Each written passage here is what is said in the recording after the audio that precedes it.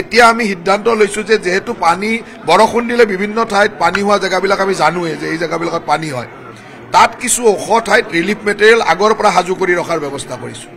এতিয়া আজি মই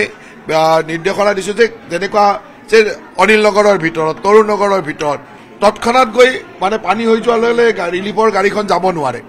বা ৰিলিফৰ গাড়ীখন যাওঁতে অসুবিধা হয় গতিকে আমি আগতীয়াকৈ তাত কিছু ওখ ঠাইত তেনেকুৱা ৰিলিফ মেটেৰিয়েলবিলাক আগৰ পৰা যোগাৰ ৰাখিম যাতে ইমিডিয়েটলি পানী হ'লে 2 ঘণ্টা 3 ঘণ্টাৰ ভিতৰত মানুহক ৰিলিফ সামগ্ৰীটো দিব পাৰে সেই ধৰণে ৰিলিফৰ গোটেই ব্যৱস্থাটো আমি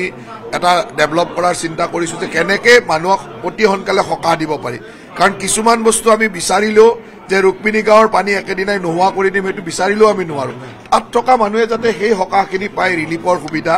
অন্যান্য সুবিধা তাৰ কাৰণে সেই ধৰণৰ চিন্তা কৰিছো আজি আমি আৰু এটা সিদ্ধান্ত লৈছো যে আমাৰ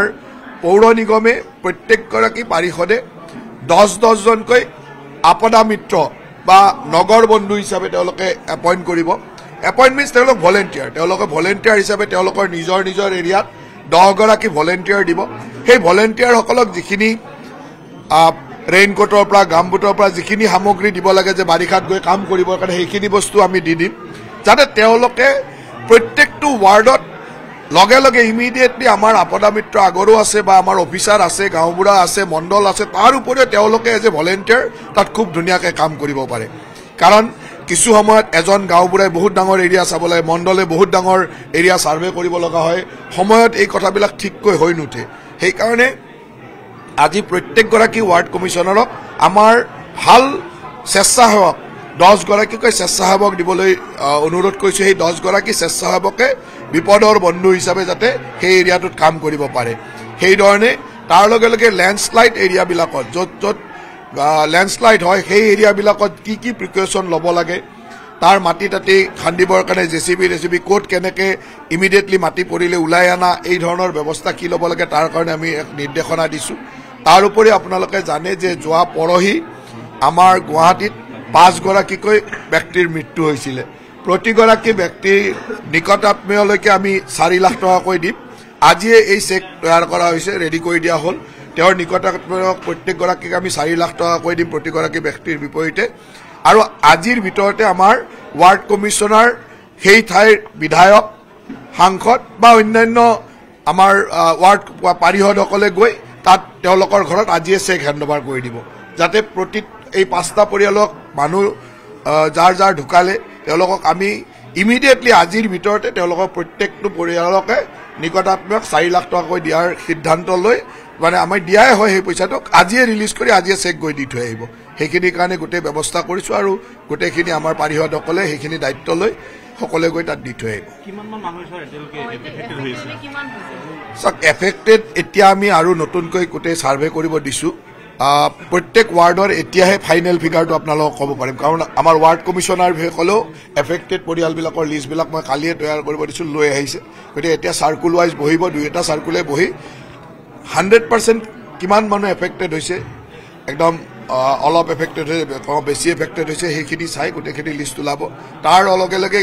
কিছুমান অঞ্চলত যেনেকৈ হাতীগাঁও অঞ্চলত বহু মানুহৰ কাপোৰ বাচন বৰ্তন আদিও নষ্ট হৈছে বুলি কৈছে কৰবাত পাৰ্চিয়েলি ঘৰবিলাকো ডেমেজ হৈছে য'ত বাচন বৰ্তন কাপোৰ ইত্যাদি নষ্ট হৈছে তাতো আমি এটা এমাউণ্ট তেওঁলোকক দিয়া তাৰ লগে লগে কৰবাত যদি পাৰ্চিয়েলি ঘৰ ডেমেজ হৈছে তাতো এটা এমাউণ্ট দিয়া এই ধৰণৰ নিৰ্দেশনাখনিও দিছোঁ যে DDMৰ ভিতৰত আমি যি দিব পাৰোঁ ৰাইজক যেনেকুৱা ধৰণৰ সকাহ দিব পাৰোঁ সকলোখিনি যাতে খুব সুচলভাৱে হয় আৰু সেইকাৰণে মই আজি আহি ইয়াতে ৰাতিপুৱা আহি 1.5 ঘণ্টা বহিলোঁ সকলোৰে লগত কথা পাতিলোঁ আৰু গোটেই পাৰিষদসকল আহিছে 60 গৰাকী পাৰিষদে বহি তেওঁলোকৰ অভাৱ অভিযোগ তেওঁ ক'ত কি অসুবিধা পাইছে প্লাছ DDMৰ কমপ্লিট ষ্টাফ আজি বন্ধৰ দিনতো DDMৰ সকলো ষ্টাফ একেলগে বহি তেওঁলোকক চাৰ্কুল ৱাইজ ক'ত কেনেকৈ নিড আছে কি আছে সেই গোটেইখিনি কৰিব দিছোঁ আৰু নেক্সট বানপানী হ'লে তাৰো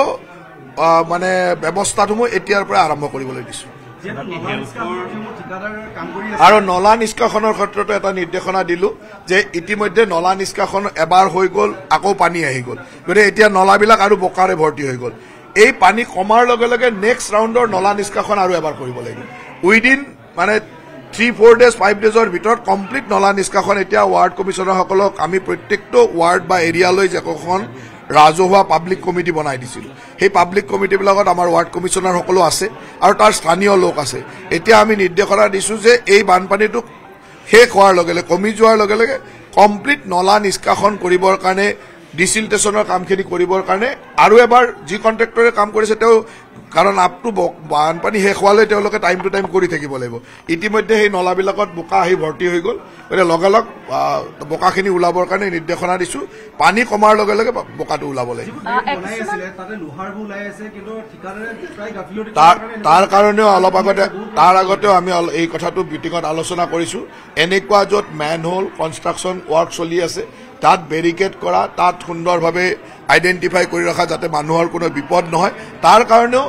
মই পাৰিষদসকলক বিশেষভাৱে দায়িত্ব লৈ কাম কৰিবৰ কাৰণে কৈছোঁ বহু ঠাইত যদি আমি চাওঁ যে আপোনাৰ চৰকাৰো সলনি হৈ যায় মন্ত্ৰী বিভাগীয় সলনি হৈ যায় কিন্তু কিছু অভিযন্তাই হওক বা ঠিকাদাৰে যিসমূহ কাম পায় যাৰ গাফিলতি তেনেধৰণৰ পৰিস্থিতি প্ৰতি বছৰে হয় তেওঁলোকৰ চকী লৰচৰ নহয় এই অভিযোগ চাওক এইবাৰতো মই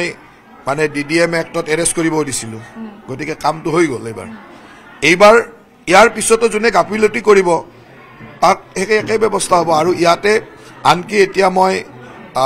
এনেকুৱা ধৰণৰ নিৰ্দেশনা দি থৈছোঁ যে এই কামবিলাকত আমাৰ ৱৰ্ক অৰ্ডাৰত লিখাৰ ওপৰত যদি কোনোবাই খেলি মেলি কৰে তাৰ ওপৰত খুব ষ্ট্ৰং একশ্যন ল'ব পাৰে আয়ুক্ত ডাঙৰীয়া সেইখিনি কৈ থৈছোঁ গতিকে ইয়াত কাকো কম্প্ৰমাইজ কৰা নহ'ব কোন মানুহ কোন কথা আগতে কি কৰিছিল মই নাজানো কিন্তু এতিয়া কোনো মানুহে বানপানীৰ সময়ত এই ধৰণৰ ৰাইজৰ আহুকালৰ সময়ত কোনো ধৰণৰ অসুবিধা দিব তেওঁলোকৰ কাৰণে ৰাইজে অসুবিধা পায় এইটো কম্প্ৰমাইজ কৰা নহ'ব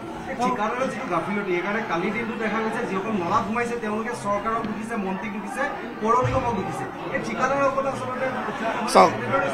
তাত তেনেকুৱা কথাবিলাকত আমাৰ মানে ব্যৱস্থা আছে য'ত তেনেকুৱা কাম হয় আমি সেই আইনমতে ঠিকাদাৰকো ব্যৱস্থা ল'ব পাৰোঁ গতিকে আপোনালোকে আঙুলিয়াই দিছে এই কামবিলাক চাই লওক ইয়াৰ লগে লগে আজি এই কথাটো আমি আলোচনা কৰিছোঁ যে স্বাস্থ্যজনিত কাৰণৰ কাৰণে যি প্ৰয়োজন হয় ব্লিচিং পাউডাৰৰ পৰা ফেনাইলৰ পৰা যি প্ৰয়োজন হয় আজিয়ে দিবৰ কাৰণে দিছোঁ এতিয়া প্ৰত্যেক ৱাৰ্ডতে ৱাৰ্ড কমিশ্যনাৰসকলে সেইটো হিচাপ কৰি ক'ত কিমান লাগিব ব্লিচিং পাউডাৰ ফেনাইল বা ফগিং কৰা আজিৰ পৰা ফগিঙো আৰম্ভ হ'ব বিভিন্ন ঠাইত ফগিং আৰম্ভ হ'ব এই গোটেই কামখিনি তেওঁলোকক কৰিব দিয়া হৈছে আৰু আজিৰ পৰা আৰু এই গোটেই কথাখিনিৰ কাৰণে মই আজি বহিছোঁ ইলেক্ট্ৰিচিটি দিব নোৱাৰে কাৰণ য'ত পানী হৈ থাকে তাত ইলেক্ট্ৰিচিটি দিলে আৰু বেছি দুৰ্ঘটনা হোৱাৰ সম্ভাৱনা থাকে য'ত আমি দিব পৰা হৈ যাম তাত লগে লগে APDSL এই কামটো চাই আছে য'ত দিব পৰা হৈ যাম তাত ইমিডিয়েটলি দিম কিন্তু